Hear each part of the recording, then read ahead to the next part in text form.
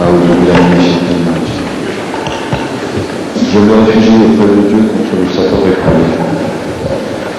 De par le nom de Dieu tout miséricordieux, tout compatissant, que le salut de Dieu et la paix soient sur notre Seigneur Mohammed, le meilleur des créatures, ainsi que sur sa famille, ses compagnons, et sur son héritier Fatima Rasulullah, sur notre calife bien-aimé Saïd Saïd, et sur son représentant aujourd'hui parmi nous à Paris, Salim Moukadam Bakri.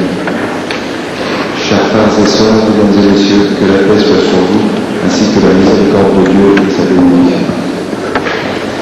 Le thème de mon intervention porte sur le soufisme du Cheikh Ahmadou Bamba, Fatima Rasulullah, le serviteur du messager de Dieu.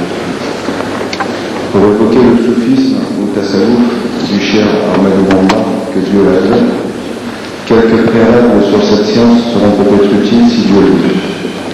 On traduit le mot soufisme par spiritualité ou mystique musulmane, par comparaison avec les mystiques des autres religions qui ont également leur propre voie spirituelle. Cette comparaison est normale et naturelle, car les hommes spirituels de toute époque et de toute nation ont à l'évidence certains points communs comme la foi, le détachement du bas monde, la piété scrupuleuse dans leurs traditions respectives, certaines extases mystiques et des phénomènes charismatiques ou miraculeux qui se manifestent parfois à travers tout. Et ceci d'autant plus si l'on a à l'esprit l'œuvre du Shir al-Akbar, Muhyiddin ibn Arabi, et plus près de nous celle de l'héroïque nom, c'est-à-dire le Shir Abdelwahid Inaya, qui fut de fait le premier grand shir soufi français métropolitain, et qui est mort en 1947 et enterré au Caire en Égypte. Selon cet éminent savant, toute religion actuelle est l'écho, plus ou moins déformé, de la religion primordiale adamique, celle d'Adam et Ève. Et l'islam du messager Mohammed, soit lui la grâce divine et la paix, en est multiniforme révélée et sa réhabilitation parfaite. La religion d'Adam et Ève était donc déjà l'islam, c'est-à-dire la soumission à Dieu, en vue du retour à Dieu, exalté soit-il. Et ceci avant même qu'on appelle ainsi cette religion, l'islam. La forme rituelle particulière était sans doute différente, mais certainement pas dans le fondement, dans l'essence.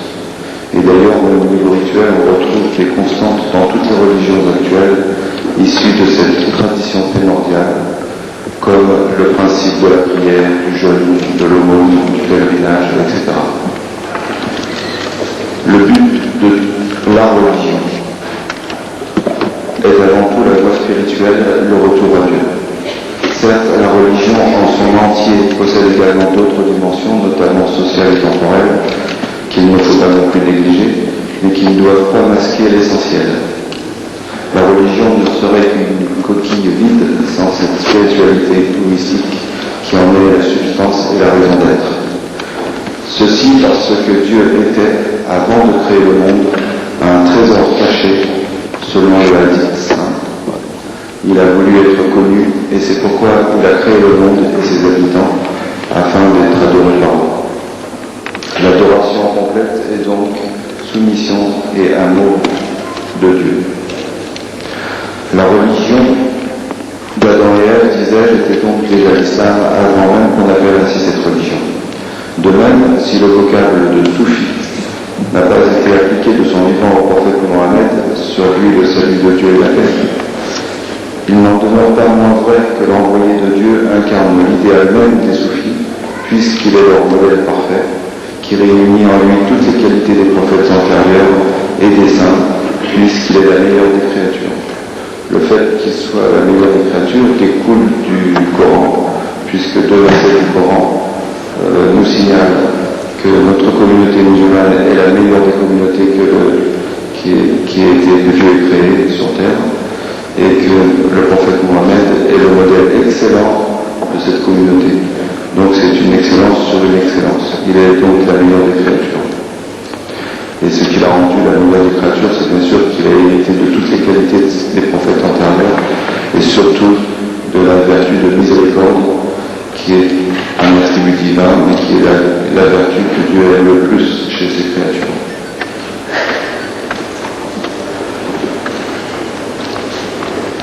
le vocable de soufi n'a pas été appliqué de son vivant au prophète Mohammed, mais il est le modèle parfait des soufis.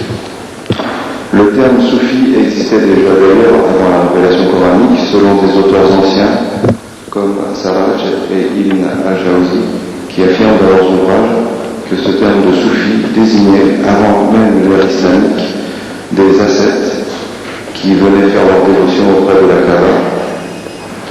Ces deux auteurs précisent également que ce mot fut islamisé à partir du IIe siècle de l'Hégire pour désigner les plus saints parmi les musulmans, ceux qui rappelaient par leur aspect et leur comportement ces ascètes d'autrefois. On peut rapprocher ces soufis pré-islamiques des Hunafa, au singulier Hanif, dont Dieu parle dans le Coran au sujet d'Abraham alayhi salam. C'est-à-dire des hommes pieux, quelquefois ermites, issus de la tradition d'Abraham et d'Ismaël sur la terre. Ces Hunafa étaient considérés comme des hérétiques en Perse, mais ils étaient acceptés en Arabie, bien que marginalisés. Dieu dans le Coran désigne également Abraham comme étant un Hanif à la sourate 3, verset 67. Le prophète, sur lui la grâce divine et la paix, fut lui-même Hanif avant la révélation. Et il le prouvait par ses pratiques spirituelles ascétiques, la retraite, la méditation, la chasteté, la sobriété, le service des autres, l'amitié avec les hommes pieux, etc. Il était donc comparable à tout point de vue à ceux qu'on appelait déjà également soufis, c'est-à-dire vêtus de laine, terme qui désignait certains de ces ascètes avant la révélation coranique. L'auteur Al-Kushairi, mort en 465 de l'Hégire, a écrit dans son Kitab al-Nafahaj, je cite, « Après la mort du prophète, les musulmans les plus distingués étaient appelés compagnons, puis à la seconde génération les suivants, Tabi'un, puis suivants des suivants, puis dans les générations suivantes Zahid, c'est-à-dire Ascète, puis Soufi, c'est-à-dire qu'à la 5e génération des anciens, la 5e génération a été appelée, du moins les meilleurs membres de cette génération ont déjà été appelés soufis, donc dès le début du IIe siècle de l'Hégire, puisqu'il faut compter à peu près 3 générations par siècle. Donc au milieu du IIe siècle de l'Hégire, les musulmans les plus distingués étaient déjà appelés soufis à cause de leurs vêtements, mais surtout à cause de leur pureté intérieure, car les racines étymologiques du mot soufi vont au-delà du millier, comme l'a écrit Cheikh Ahmadou Bamba dans Masalika Jinan. Le soufisme a produit une grande quantité de confréries construites originellement par le regroupement de disciples autour d'un maître spirituel hors du commun, mais son aspect organisationnel, confrérique, actuel, date surtout d'Abdel Qadir al-Jilani, qui de ce point de vue est le grand prédécesseur du Cheikh Ahmadou Bamba, qui a fait sortir le soufisme d'une certaine marginalité où voulait enfermer les exotéristes et les savants formalistes.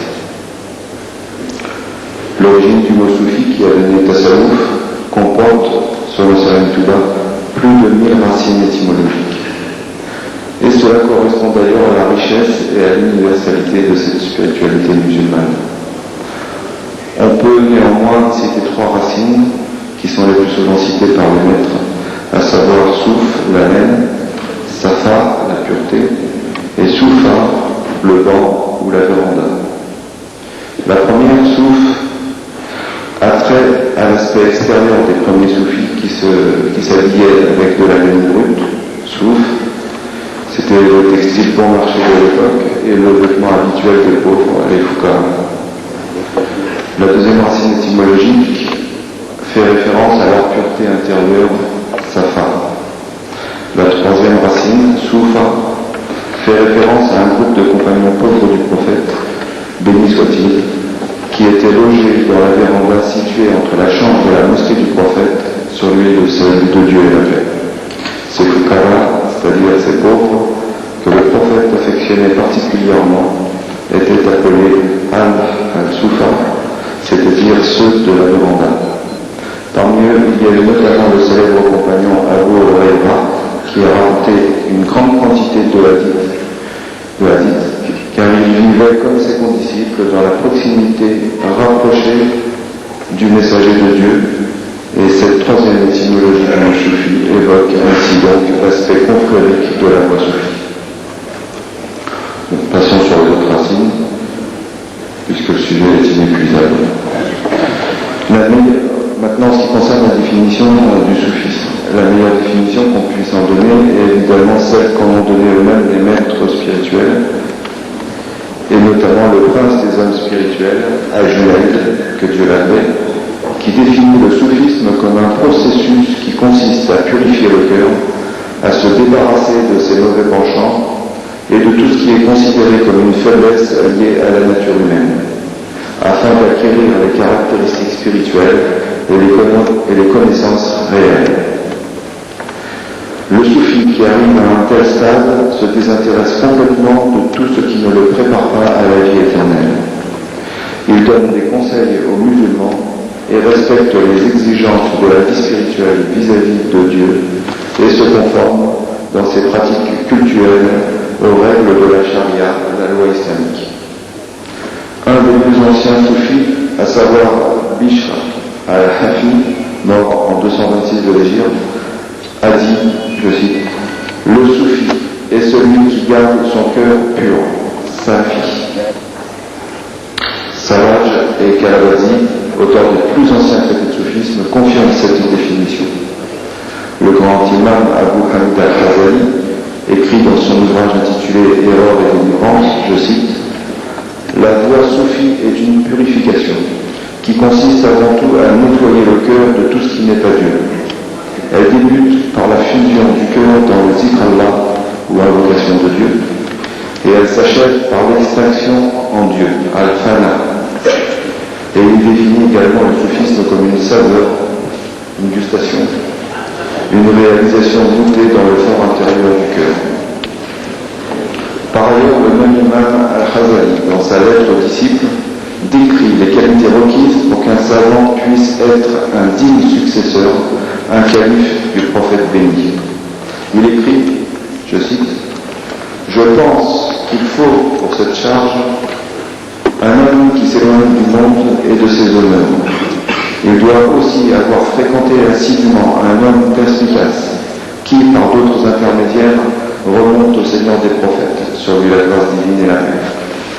Il doit également pouvoir s'habituer à manger peu, à dormir peu et à parler peu.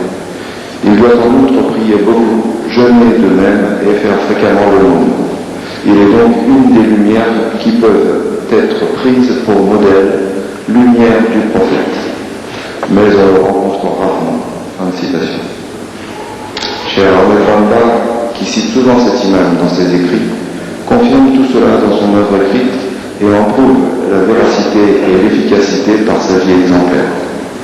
Il a écrit dans un de ses tout premiers ouvrages, qui est une versification d'un livre d'Al-Ghazali, je cite, « Louange à Dieu qui a honoré le soufisme, le tasawwuf, et en a fait la science de la piété. » La meilleure traduction du terme tasawwuf ou soufisme est donc bien science de la piété. Elle consiste en un processus de purification du cœur afin d'adorer Dieu le plus parfaitement possible, conformément au but même de l'existence, puisque Dieu dans le Coran nous dit « Je n'ai créé les djinns et les hommes que pour qu'ils m'adorent ».